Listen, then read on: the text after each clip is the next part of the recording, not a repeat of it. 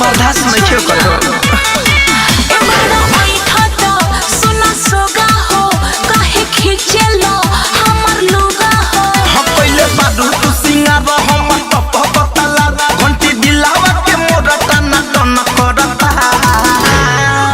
चल चल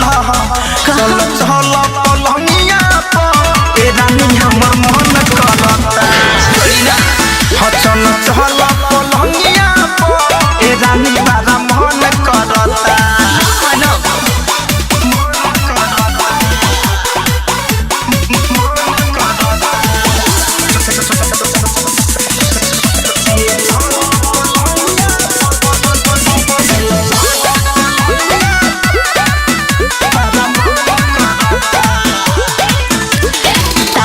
हर बुझ गई राजा हो ओ बहिना मारे दे हम मजा हो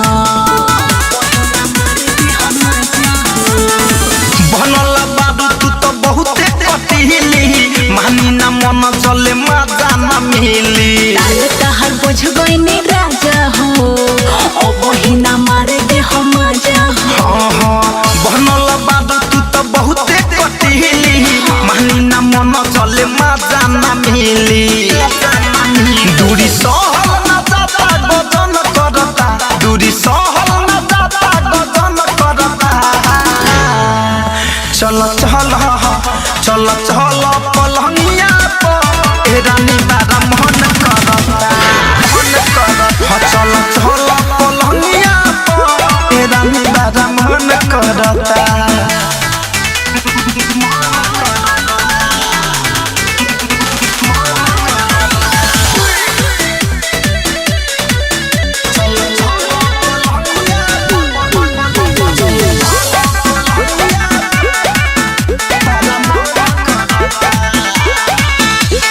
परदेसी रह मन मारी के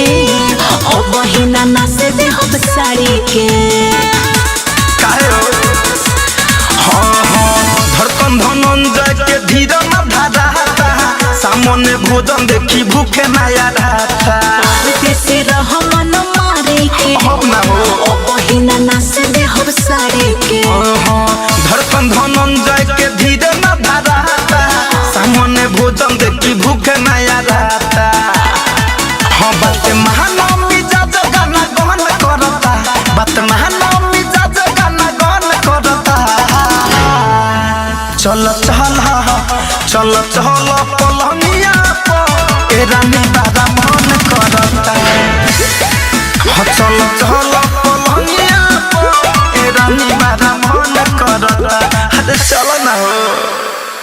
RCM म्यूजिक न्यू ऐप अभी डाउनलोड कीजिए हमारे गूगल प्ले स्टोर से और पाए भोजपुरी लोकगीतों का एक से बढ़कर एक ऑडियो वीडियो सॉन्ग